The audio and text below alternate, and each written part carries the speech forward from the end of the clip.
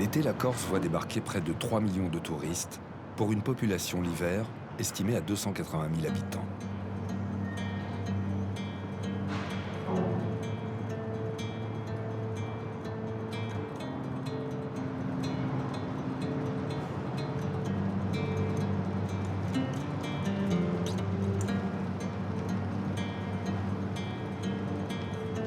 On y vient de tous les pays d'Europe admirer les beautés de Callisté, et surtout pour se retrouver sur les bords de cette Méditerranée aux images de vacances.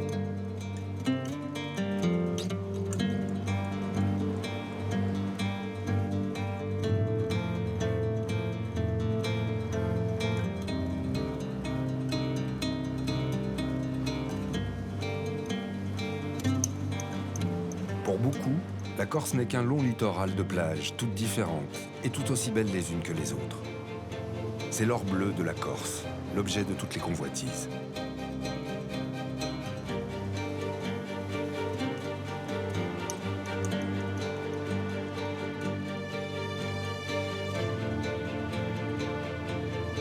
Chaque plage, chaque baie, chaque crique devient un lieu estival pour chacun. C'est la Corse des cartes postales, et depuis des années, la première économie de l'île.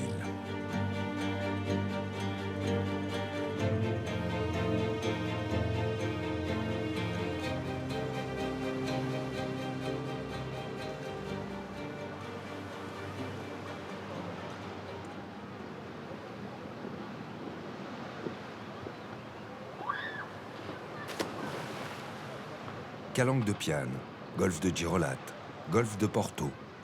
Ici, on se baigne dans des sites uniques, tous inscrits au patrimoine mondial de l'humanité.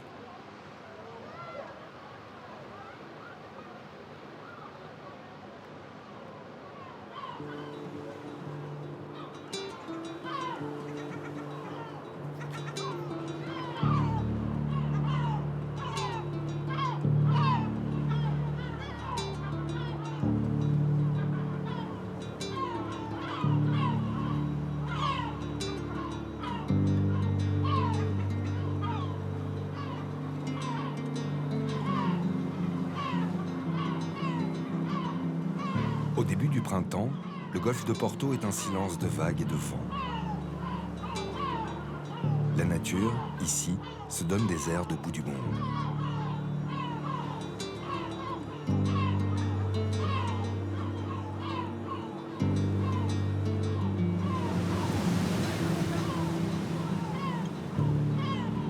La mer, le vent et la roche.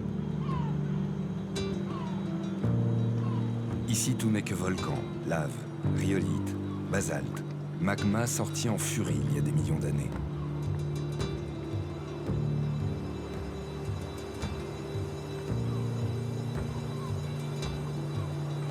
Ces paysages tourmentés sont la continuité du massif de l'Estérel, dans le sud de la France.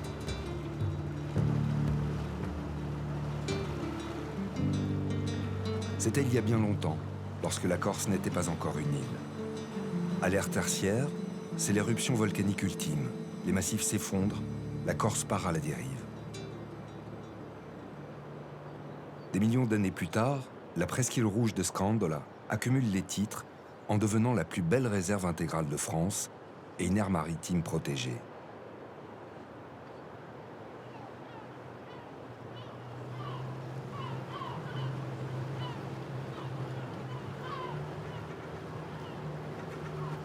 Pas de route, pas de construction, pas même de chemin.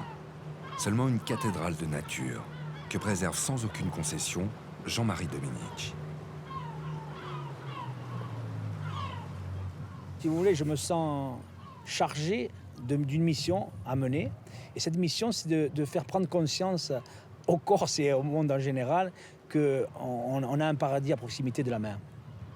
Et tant que je n'aurai pas atteint ces objectifs-là, je serai malheureux. Parce qu'aujourd'hui, je vis sur un paradis, je suis conscient de ça, mais je voudrais que tout le monde prenne conscience de ça. La Corse, c'est comme le reste de la planète, ça pourrait être un paradis s'il serait géré de manière... vous voyez ?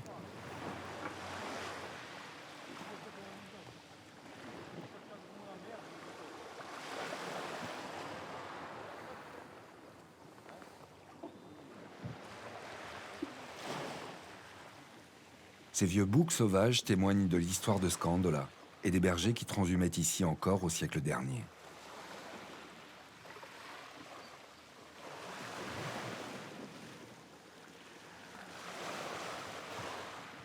Le trésor de Scandola, ce n'est parfois qu'une fleur, comme celle-ci. Armeria soleroli est unique au monde. On ne peut la voir que dans ces roches inféodées à la zone du littoral, à quelques dizaines de mètres de la mer.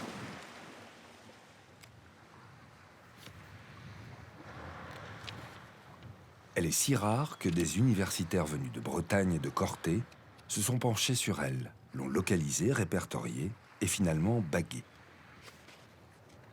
C'est une espèce qui n'a pas besoin de beaucoup de substrat et de terre végétale. Là, elle a des racines qui sont très fines, qui pénètrent dans toutes les fissures rocheuses pour pouvoir puiser le minimum vital, si j'ose dire, le peu d'humidité, parce qu'en période estivale, au mois d'août, vous imaginez, la chaleur de cette dalle rocheuse peut monter jusqu'à 40 degrés, hein, et même avec des pics plus élevés. Et juste un petit peu d'humidité, l'humidité de l'air marin suffit à la maintenir en vie.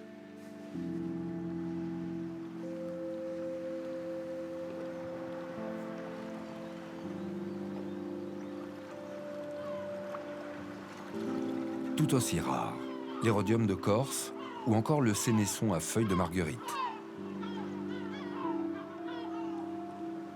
Au printemps, la presqu'île est un jardin de couleurs.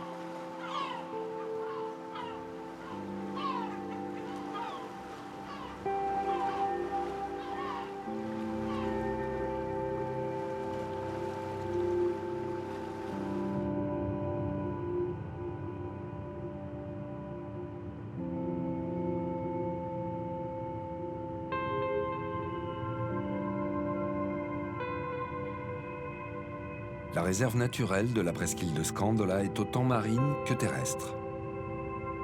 Sans la présence de l'homme, coraux, gorgones, langoustes et coquillages ont pu se créer leur royaume sous-marin et prospérer en même temps que mérous, murènes, rougets, sarres et bien d'autres encore.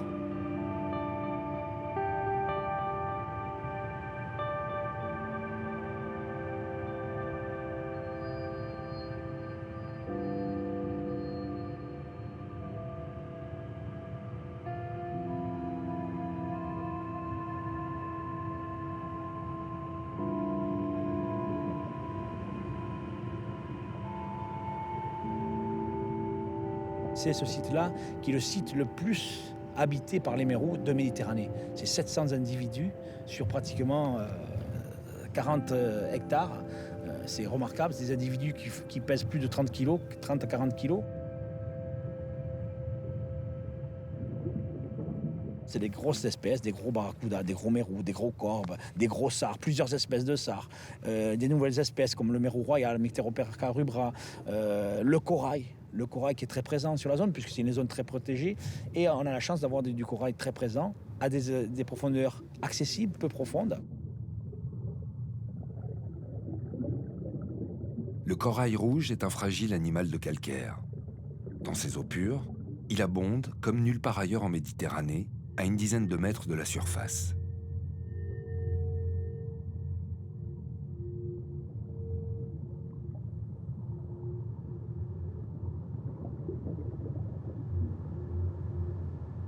La richesse de la biodiversité de Scandola, c'est aussi le mystère de grottes qui simulent les grands fonds marins de la planète.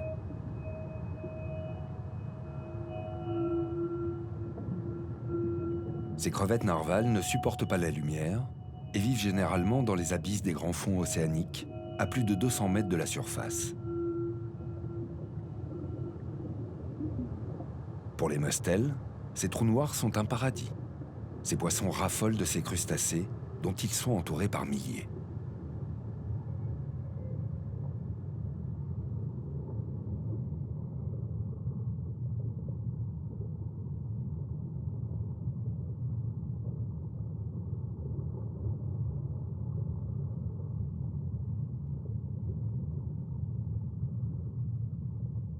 Si vous voulez, le témoignage que l'on a à la création de la réserve de Scande, lorsque les premières missions ont inventorié les fonds sous-marins de la réserve de Scande, par exemple pour les mérous, aujourd'hui, je vous disais 700 individus, c'était 4 mérous en 1975. Il faut dire qu'avant, il y avait la pêche à l'explosif, la pêche un peu tout venant, toute activité non contrôlée. Et donc, il y avait une grosse incidence sur la ressource. Et pour ce qui concerne les mérous, il y avait 5 mérous. Il y avait un corbe qui avait été observé.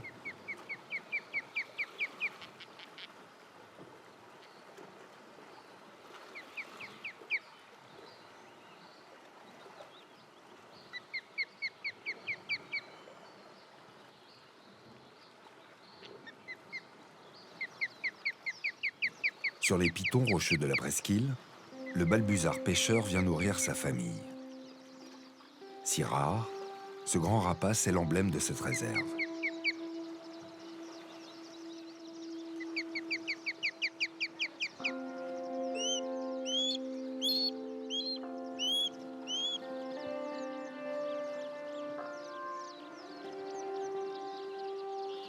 Le balbuzard pêcheur est à l'origine de la création de Scandola. Protégé, sa survie reste incertaine, car l'été, la presqu'île perd son silence. Cette extrémité montagneuse est aujourd'hui le porte-drapeau de la nature en Corse. Scandola est l'un des sites naturels les plus connus et le plus visité de toute cette île. L'été, plus de 700 000 plaisanciers et navigateurs viennent admirer cette icône de la nature.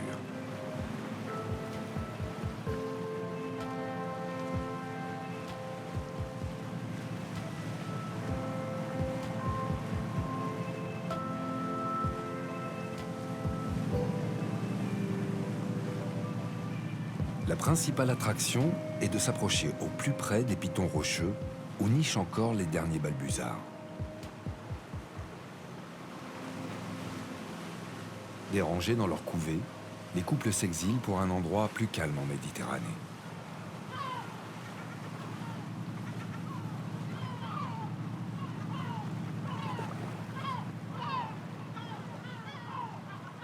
Victime de sa notoriété, Scandola est aujourd'hui tiraillé entre une préservation intégrale qui limiterait sa fréquentation et une économie touristique qui fait vivre les locaux.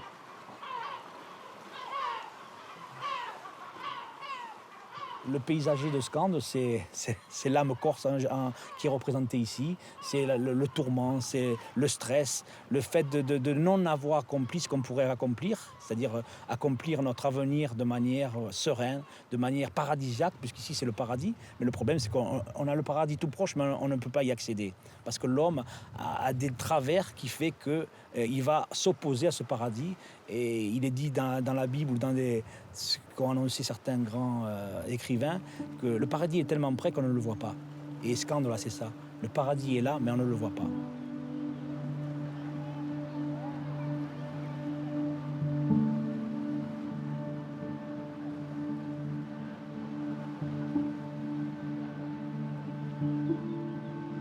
Lors de mauvais temps, les abris naturels dans ce coin déchiré du littoral sont presque inexistants.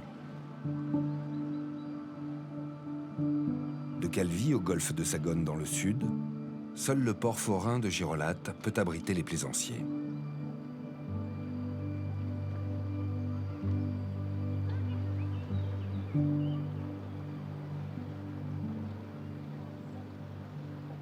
Toujours Carisa pour Girolata. Oui, Carida, présentez-vous au niveau des bouées jaunes. Il y a un stand-by au niveau des bouées jaunes.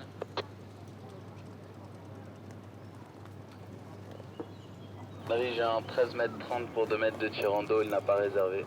Dans les 400, il y a de la place. Ok. Le Costa, là, je dois me mettre à la place du Kata, au ponton. Le ponton qui est devant vous, là, qui est un petit peu sur votre bâbord.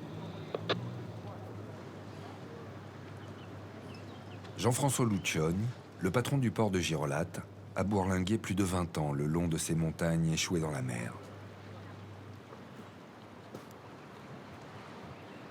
Il en connaît précisément chaque recoin. Là, en face, vous avez le sommet qui est là. Ça forme une pyramide. Là. Le sommet est à 620 mètres. 620 mètres. Et là, au fond du golfe, au bout, à la sortie du golfe, là, on a 800 mètres de profondeur. Donc, vous imaginez, ça fait presque 1500 mètres de dénivelé en 1 kilomètre de distance.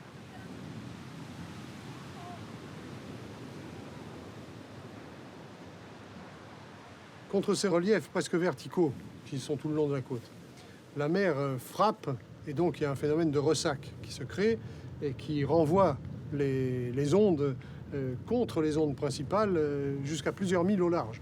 Et donc ça fait une mer extrêmement hachée, c'est un bouillonnement tout le long de la côte et vraiment c'est très très inconfortable pour la navigation. Même avec les moyens modernes, même avec des navires très équipés, on arrive quand même à s'interrompre de naviguer par force, parce que voilà, c'est la mer.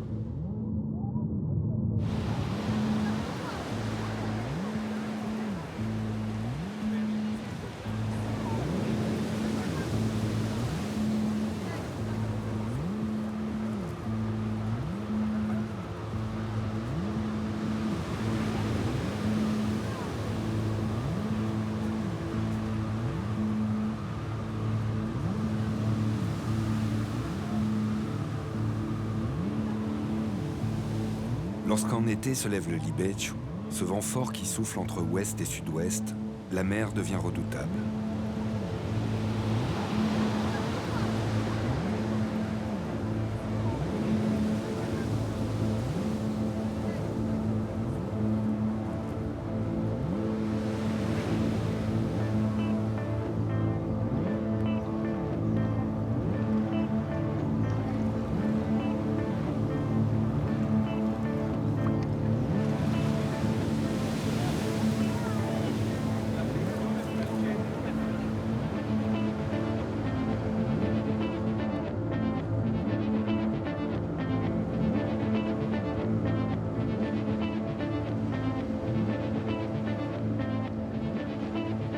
Au sud, les vents violents de l'hiver transforment les paysages.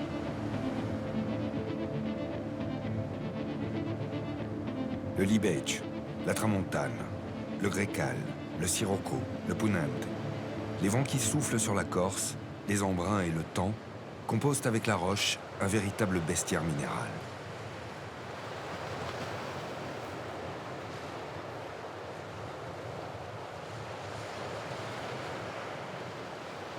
Il faut dire qu'ici, on est quand même très très gâté par la Grande Bleue, quoi. Parce qu'avec ces rivages, on a des vagues avec des couleurs, des fois l'été, même en hiver. C'est grandiose, quoi. C'est comme si on était au bout du monde dans une île perdue.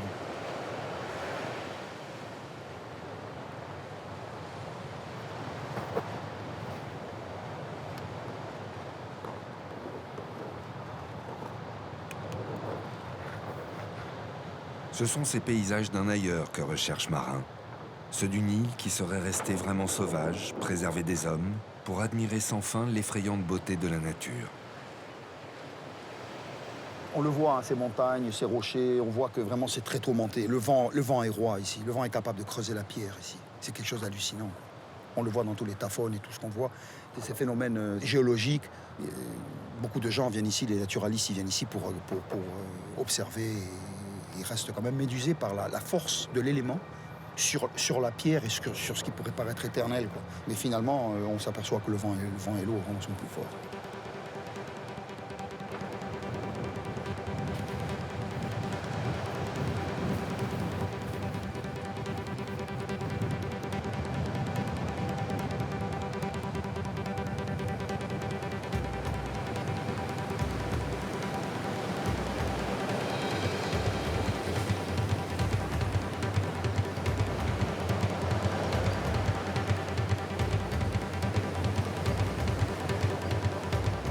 Alors souvent je dis que les bouches de Bonifacio, le détroit qui commence à Rocapine, c'est une zone, je veux dire, le vent t'épuise. C'est pas toi qui vas épuiser le vent, même si tu navigues toute la journée, mais c'est le vent qui t'épuise, quoi. Quand ça se met à souffler, ça t'arrête pas. C'est impressionnant.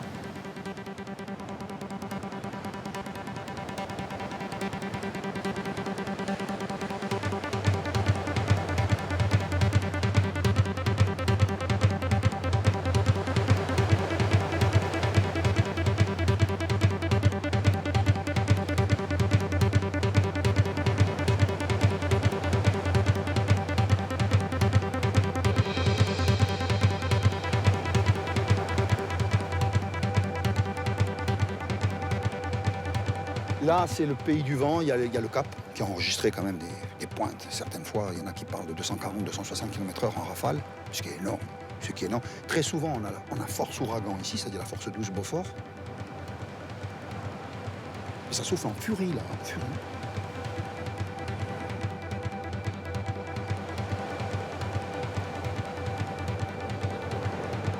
On a revécu peut-être ici ce qu'ont dû vivre les marins de la Sémillante. La mer était blanche sur 7-8 mètres de hauteur, quoi. Partout. Et on voyait les embruns qui couraient comme ça dans le maquis, c'était absolument phénoménal.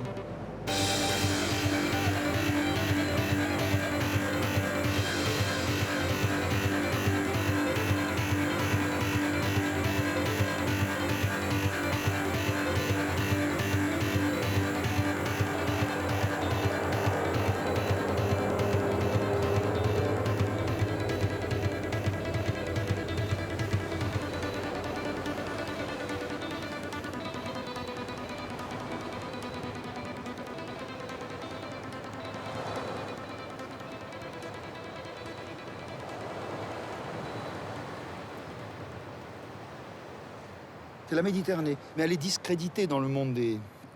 dans le monde des vagues, dans les clichés, vous savez, entre surfeurs et tout, elle est très discréditée.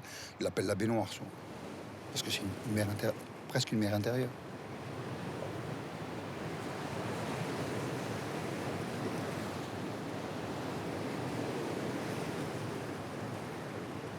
Le rêve de marin, c'est de vivre la mer, naviguer en solitaire, traverser la Méditerranée sur sa planche à voile jusqu'à la Sardaigne, pour se retrouver au milieu de ces éléments qui l'obsèdent, les vents et la mer.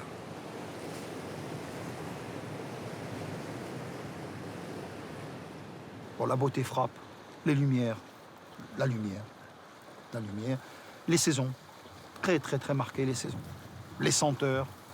La nature, on va dire, c'est une toile qui n'en finirait jamais d'être retouchée par un peintre.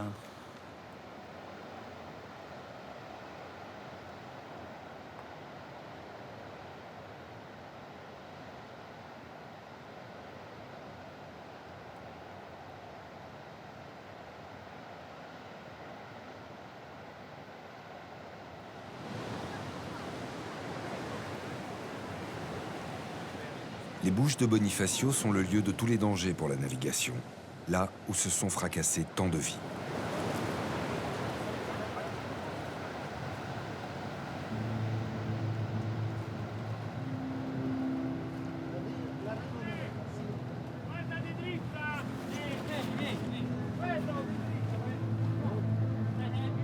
Selon la légende, Ulysse a lutté ici vaillamment contre les vents.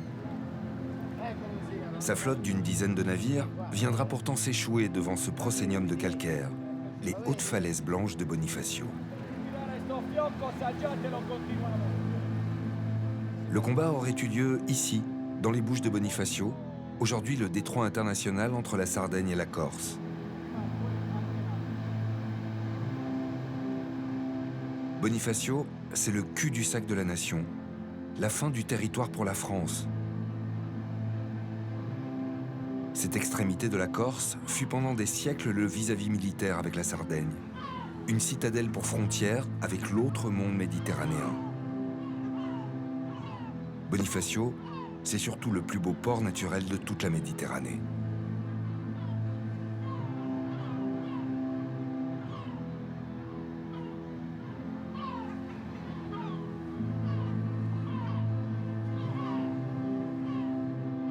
Des poudrières dans les falaises, des chaînes pour barrer le port, des fortifications partout jusqu'au bout de la presqu'île.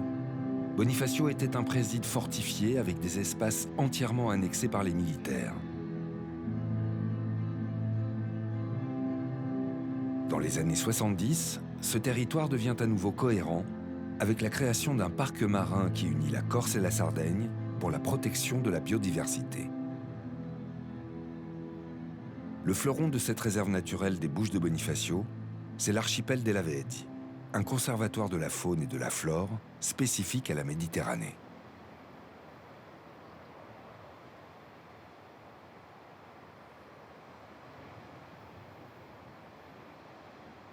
Si on doit synthétiser la richesse de la Vedzi, ce sera bien difficile. Hein. C'est un paysage, c'est une formation géologique particulière qui peut ressembler à la Bretagne parfois pour certains qui arrivent. C'est un puits de biodiversité tant à terre par sa richesse floristique que pour la richesse au niveau de ces oiseaux, notamment des oiseaux marins.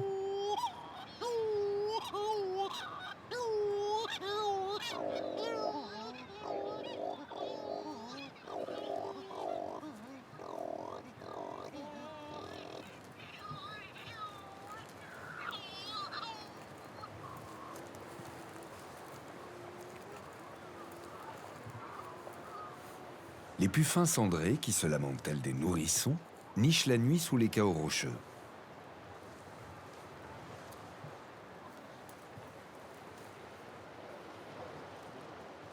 Ce petit albatros revient ici à terre pour se reproduire avant de retourner passer l'hiver au large des côtes de l'Afrique. J'ai mon Zerman là. Depuis 35 ans, les ornithologues de la réserve naturelle suivent cet oiseau à travers bagues et enregistreurs GLS et leur donnent aujourd'hui une précieuse connaissance de ce grand voyageur.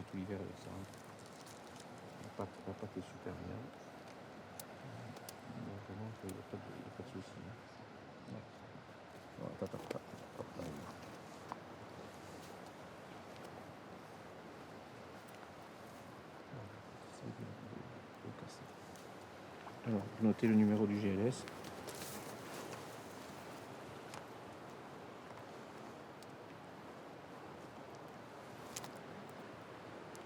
Au mois d'octobre, les oiseaux vont partir. Et là, de manière tout à fait instinctive, tous les oiseaux qui sont dans ces nids qu'on a autour de nous, là, tous les oiseaux vont converger vers la mer. Ils vont tous s'envoler et d'un coup d'aile, ils vont partir, franchir Gibraltar. Ils vont rester 15 jours, 3 semaines en Méditerranée. Puis d'un coup, ils franchissent Gibraltar. Et là aussi, on a une donnée extraordinaire. On avait un bon oiseau qui était avec une balise Arcos qui était calibrée tous les 48 heures. Et on avait l'oiseau qui stationnait au Baléares. Et en fait, il a attendu une dépression pour se faire pousser et passer Gibraltar et terminer 48 heures après au sud du Maroc. Donc, ces oiseaux qui sont capables de faire des trajets énormes en très peu de temps, tout simplement pour faire des migrations et revenir toujours nicher au même endroit.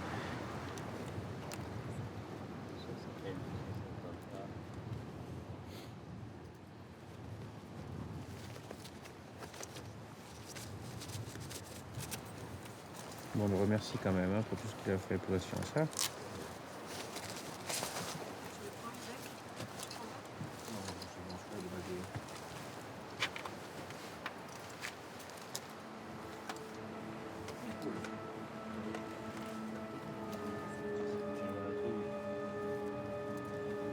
C'est un symbole poétique, c'est un symbole qui enivre les marins, c'est un symbole qui est quand même quelque chose d'assez exceptionnel. Et puis ça fait partie de notre patrimoine, mais c'est surtout aussi un très très bon indicateur de l'état de santé de la mer et de l'état de santé de la nature sur ces îlots.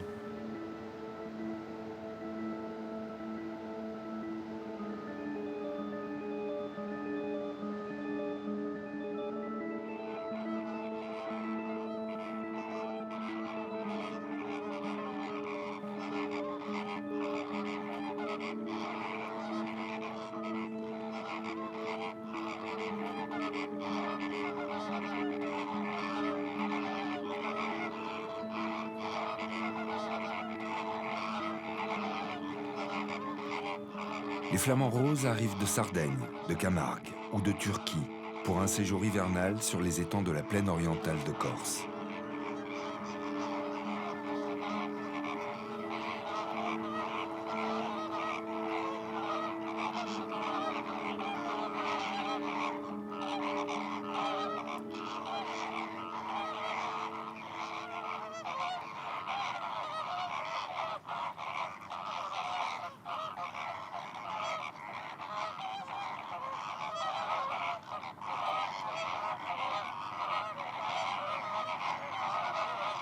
Avec plus de 20 000 oiseaux, l'étang de Bigouille est le 3e étang de France par le nombre d'individus.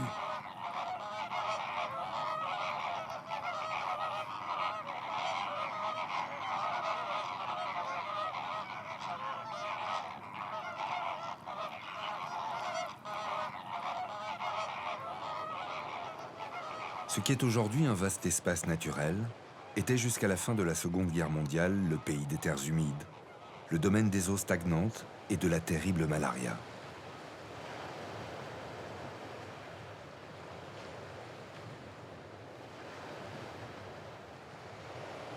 Pendant des siècles, les piagges, les plages, sont ces terres du littoral déshéritées et malsaines, sans aucune valeur, et dont seules les femmes héritent à leur mariage.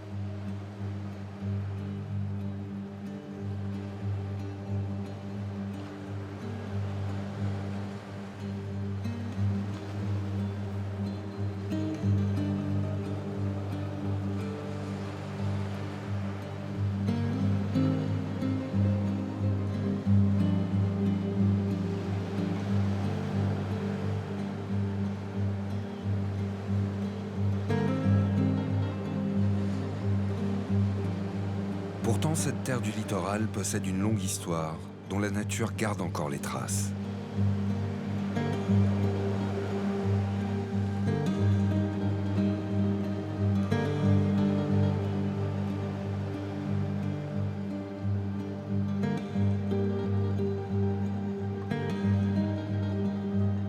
On sent qu'ici, durant des siècles et des siècles et des siècles, il y a des générations de gens qui ont vécu, qui ont travaillé, qui se sont cachés aussi, parce que c'était un endroit qui servait beaucoup à se cacher. Et pour moi, c'est un des hauts lieux de la vie en Corse. Et c'est un endroit auquel je suis extrêmement attachée, et bon, parce qu'en plus, je trouve que c'est un espace parfaitement beau.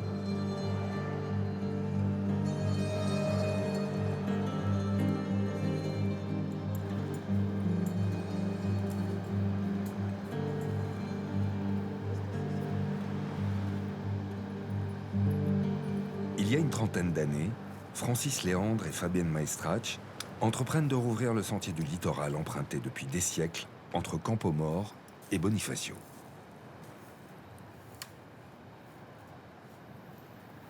Ils vont mettre plus d'une décennie à retrouver ce sentier, en partie dallé par les Romains.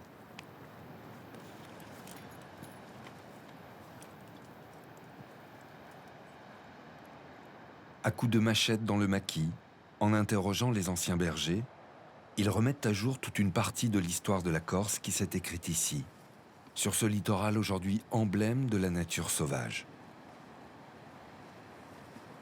Les chemins du littoral, quand Francis a commencé à y emmener ses premiers clients, plus rien n'existait pratiquement. Quelques chemins de chasseurs ou de gens qui avaient encore des animaux, mais qui allaient d'un endroit à l'autre. Mais la première fois qu'on est parti de Propriane pour arriver à Bonifacio, c'était un pari fou. Un pari complètement fou, parce qu'il n'y avait pratiquement plus de tracé.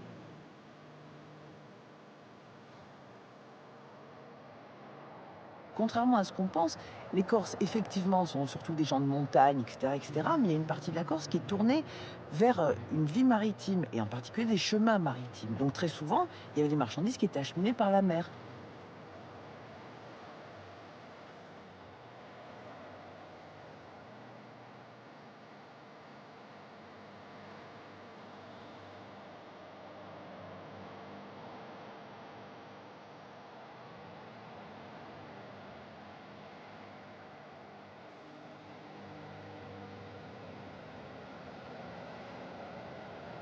Ce grenier à blé en pierre de granit est l'un des derniers témoins de l'activité qui régnait ici.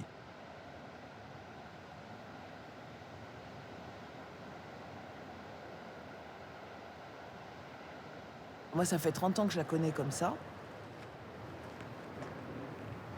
Elle est magnifique, cette maison. Elle est vraiment magnifique. C'est un témoignage extraordinaire. Et ici, probablement, le grain était stocké, puisque tout ce que nous avons autour de nous était probablement planté en blé. Ça paraît impossible à imaginer aujourd'hui.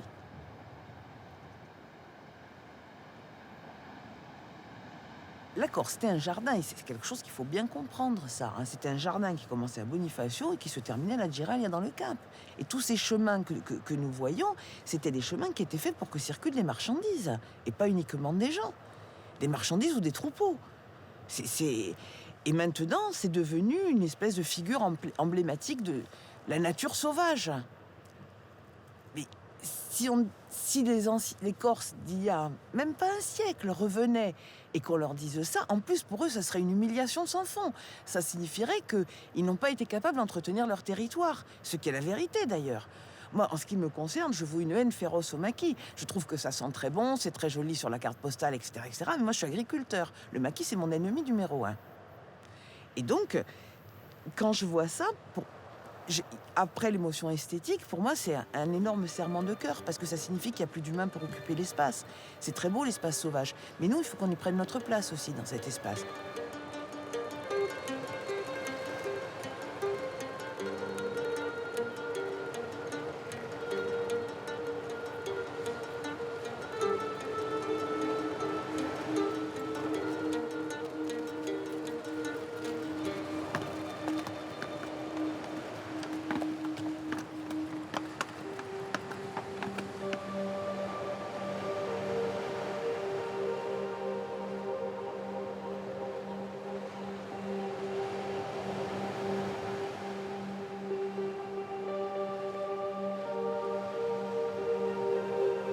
Au sortir des 2 guerres mondiales, la Corse, exsangue de sa population, est réduite à un statut de terre de vacances.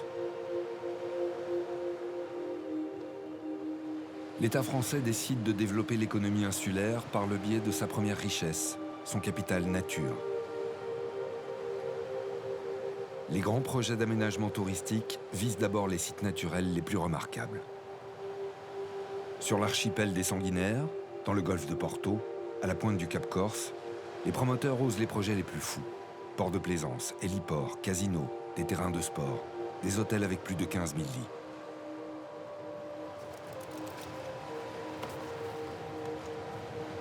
Et ici, sur ce petit coin de nature, une jetée en béton fut jadis édifiée pour accueillir les résidents d'une centaine de villas que souhaitait construire un promoteur. Il avait déjà tracé les routes et les chemins d'accès, jusqu'au jour où son projet fut arrêté net. Je dis qu'il y a un bienfaiteur de l'humanité qui s'était installé ici parce qu'il avait trouvé le coin joli, qu'il a voulu en faire profiter à 5000 personnes, et que des méchants ont osé transgresser cette bonne règle de l'hospitalité corse et faire en sorte que le monsieur en question, il s'en aille. Non, c'était un monsieur qui s'appelait, je ne me rappelle plus. Mais tant qu'il avait construit sa maison tranquille, bon, personne ne l'a embêté. Hein. C'est le jour où il a décidé de construire un très gros lotissement qu'il a commencé à avoir des ennuis. C'est pas du tout que, en ce qui me concerne, je sois contre le fait qu'on construise en Corse. Mais il y a des endroits pour construire et il y a des endroits pour rêver. Et je pense qu'ici, c'est un endroit pour rêver. Voilà.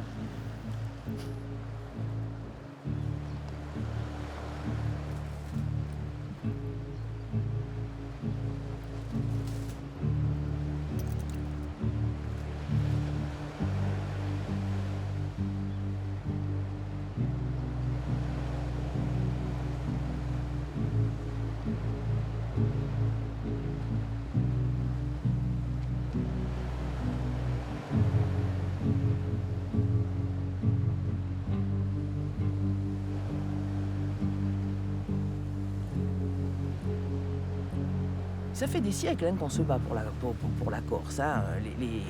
Les premières révoltes corses, elles ne datent pas de Pascal Paoli. Hein. Et quand on parle de la résistance en Corse, les gens ont dans l'esprit, pour eux, la résistance, c'est la résistance pendant la dernière guerre. La résistance, ça fait des centaines d'années, des siècles et des siècles qu'elle existe en Corse. Bon. Et là, les derniers résistants sont les gens qui ont combattu et qui ont payé par des années de prison et quelquefois au prix de leur vie pour maintenir ces espaces. Je sais que mon itinérance à travers ces territoires qui sont nos territoires, c'est à eux que je les dois. Les paysages que nous voyons maintenant, qui sont des paysages magnifiques, ces 3 jours merveilleux que nous passons au bord de mer, c'est parce qu'il y a des gens qui ont payé de leur vie et de leur liberté que nous pouvons nous offrir ce privilège. Si ces gens-là n'avaient pas existé, ici, il y aurait probablement un carrefour, je parle d'un carrefour routier, un Leclerc, ou un casino ou un autre carrefour, il y aurait des supermarchés, il y aurait des cafés, il y aurait des gens partout, il y aurait des cars de police, il y aurait des pompiers parce que des gens auraient eu des accidents de voiture. Vous comprenez ce que je veux dire? Et à un moment donné, il y a des Corses qui se sont engagés pour que ça, ici, ça n'existe pas. Mais pour moi, celui qui se bat pour sa terre, ça demeure un homme et un vrai Corse.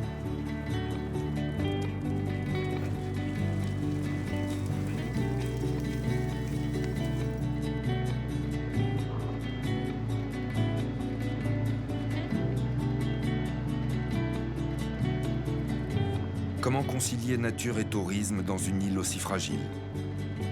Comment s'y développer sans y perdre son âme et sans altérer les paysages? Le littoral, c'est le cœur de toutes les questions qui se posent aujourd'hui en Corse.